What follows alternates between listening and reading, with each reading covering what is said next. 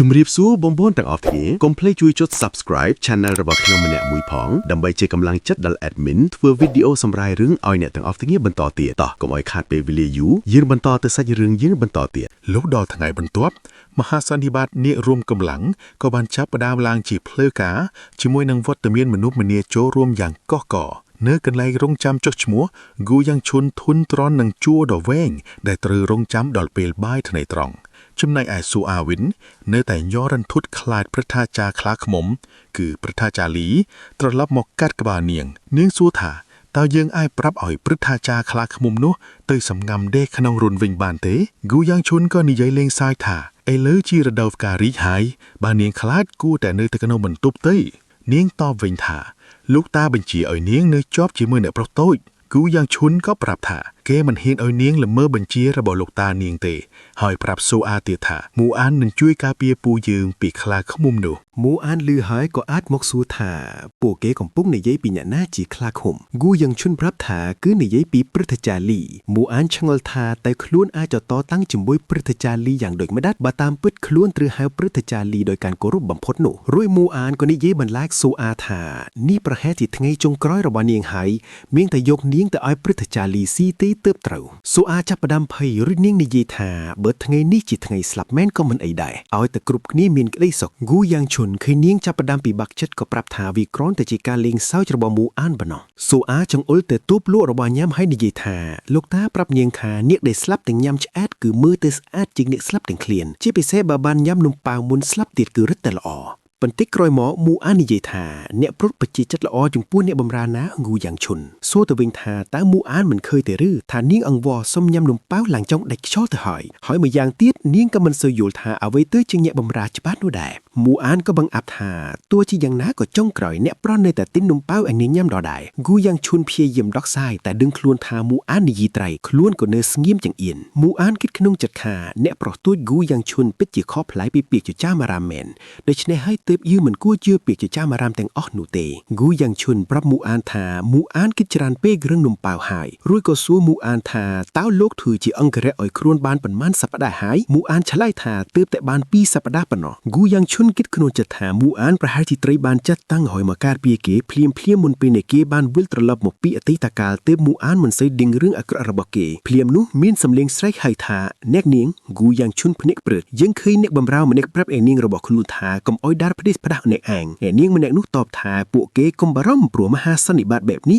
គ្មានរឿងអ្វីកើតឡើងទេជាពិសេសគឺមានមនុស្សមកពីគ្រួសារគូច្រើនបែបនេះគូយ៉ាងឈុនឮសំឡេងនោះហាក់ដូចជាសង្ស័យថាជាមនុស្សដែលគេស្គាល់អ្នកបម្រើរបស់អ្នកនាងម្នាក់នោះនិយាយថាប្រសិនបើអ្នកនាងដាជួបកូនប្រុសត្រកូលហ្គោតែម្នាក់នោះគួរធ្វើដូចម្ដេចគូយ៉ាងឈុនក៏ដឹងភ្លាមថាពួកគេកំពុងនិយាយពីខ្លួនកូនប្រុសតែម្នាក់គត់នៃគ្រួសារគូស្ត្រីម្នាក់នោះយល់ថាគ្មានផ្លូវណាដែលជួបគ្នាទេព្រោះគ្រួសារគូមានមនុស្សប្រុសច្រើនណាស់ប៉ុន្តែគូយ៉ាងឈុនដឹងច្បាស់ថារឿងសាច់រឿងប្រកាសជាចង់ឲ្យជួបគ្នាហើយពេលនោះនាងក៏ក្រឡេកមកមើលផ្លូវហើយភ្នែករបស់នាងនិងគូយ៉ាងឈុនក៏បានប្រសពគ្នាធ្វើឲ្យមានភាពគាំងជាខ្លាំងមូអានខ្សឹបប្រាប់គូយ៉ាងឈុនថាទឹកមុខរបស់អ្នកនាងនិងអង្គរឹករបស់អ្នកនាងពេលឃើញអ្នកប្រុសមើលទៅហាក់ដូចជាឃើញខ្មោចឡងអញ្ចឹងគូយ៉ាងឈុនឆ្លើយថាខ្លួនមិនខ្នែងណាភ្លេចភ្នែកចិញ្ចៀននិងសុកត្រឹមស្មារបស់នាងឡើយនាងគឺជាមនុស្សមកពីគ្រួសារផាំងឬអតីតគូដណ្ដឹងរបស់ខ្លួនគូយ៉ាងឈុនពន្យល់ថាមូលហេតុដែលមានការរៀបការផ្សំប្រគំនេះឡើងគឺដោយសារគ្រួសារផាំងជាគ្រួសារធំមួយក្នុងចំណោមគ្រួសារទាំង4ហើយគ្រួសារគូក៏មានឥទ្ធិពលប្រហាក់ប្រហែលគ្នាបញ្ហាត្រង់ថាកាលពីមុនគូយ៉ាងឈុន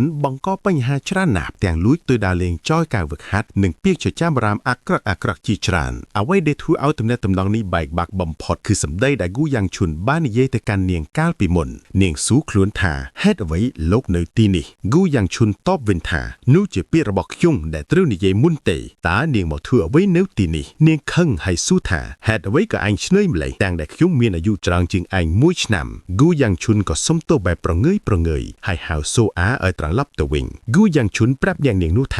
ាសូមឲ្យនាងមានសំណាងល្អផងចុះគេរវល់ហើយអ្នកនាងនោះឆ្ងល់ជាខ្លាំងនាងគិតក្នុងចិត្តថាតើគូយ៉ាងឈុនអាចប្រែប្រួលបែបនេះមែនទេនាងនឹកឃើញការជួបគ្នាលើកដំបូងគូយ៉ាងឈុនម្នាក់នេះឆ្លើយដាក់នាងខ្លាំងណាស់ដោយនិយាយថានាងគ្រាន់តែជាកូនរបស់ស្រីស្នំប៉ុណ្ណោះកាលនោះនាងខឹងដល់ថ្នាក់ក្របួយកអាវគេហើយវាយគេមួយកំភ្លៀងនាងធ្លាប់គិតថានឹងស៊ូទ្រាំនឹងការរៀបការនេះដើម្បីគ្រួសារប៉ុន្តែចរិតគូយ៉ាងឈុនកាលនោះ นุอักระเปกระโหดเนียงจองสำนับเกเจ้าหายโยกะเอ๋ยเวียเกแทมเจ็ดพองตระลับมาปัจจุบันกูยังชุนสู้โซอาธาตาหนุ่มเปาทั้งวันเตะรถกูยังชุนก็ช่วยการหนุ่มเปาเปียกันดาปีเนียงอเตตะกูดังระบดขล้วนคืนแบบนี้ก็จับประดามพลายจัดถากูยังชุนจะช่วยหนักบำราวเนียงกิทาประหาทั้งไงนี้มอกปีเกเมียนอารามหล่อหรือก็ประหาเจเกปึ๊ดชิบ้านใกล้ขลุ่นแมนรมเป๊กหนุเมียนสำเร็งสไลคลังเนื้อขางสแตมใดเนื้อกันไล่จกชโมเมียนบรมแนกกำกงโลลาดามนตรีเดนตกจกชโมมนตรีนุปรับเนียงสนบเจ็ดบนตาบรมรุสไรถา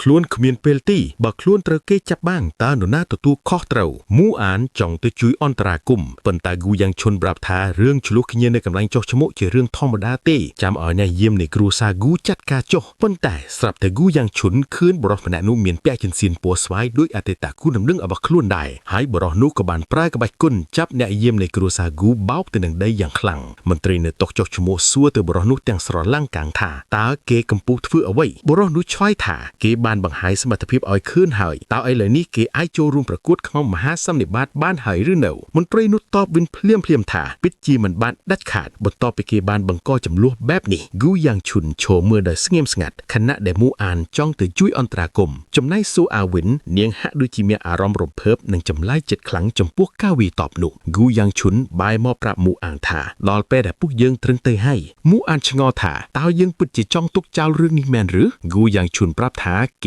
มันช่องเปียกพอหนังเรื่องริญีริญายแบบนี้เต้บังติเกตแนะยิ้มคามปรับก็จะจัดการมันขานเนยตกชกชมูมันตรีเนยตาประเกยถาบรนุ่มมันอาจเทื่อไว้ตามจัดบานเล่าปรุมีฉบับวิกในบ่ามันอาจอันเจอัตสัญญาณบานคือมันอาจโจดบานได้ขาดบรนุ่มเนยแต่เมื่อมันนักถากบัดกุนโรเกคือเฉพาะทางสลับหอยบรนุ่มจับดำขังสมบาหอยสไลลังอย่างคลังถาตาพวกไอเฮียนเมืองเง่ยเนี่ยบรรโตเว้นไว้ขมิงระบอกครูสาพางผ่องหรือแบบนี้กูยังฉุนวึงเนี่ยเนียงตระกูดพางเกาไปหมดนุก็เงียกบ้าหมกเมินพร่มเนียសាច់រឿងបានរំលឹកទៅដល់អតីតកាលនៅភូមិគ្រឹះត្រទល់ផាងនារដូវរងាប្អូនស្រីបានឃើញបងប្រុសរបស់នាងអង្គុយអាំងដំឡូងប៉ុន្តែនាងស្ទើរតែគៀងបេះដូងនៅពេលឃើញបងប្រុសខ្លួនយកផ្លាកសញ្ញាត្រកូលផាងដែលជាវត្ថុមានតម្លៃបំផុតតំណាងឲ្យភាពជោគជ័យនិងតំណែងអ្នកបន្តវេនមកធ្វើជាអស់បង្កាត់ភ្លើងដើម្បីឲ្យដំឡូងឆាប់ឆ្អិនប្អូនស្រីបានវាយក្បាលគេនឹងស្ដីបន្ទប់ថាគេត្រូវធ្វើខ្លួនឲ្យសមជាអ្នកបន្តវេន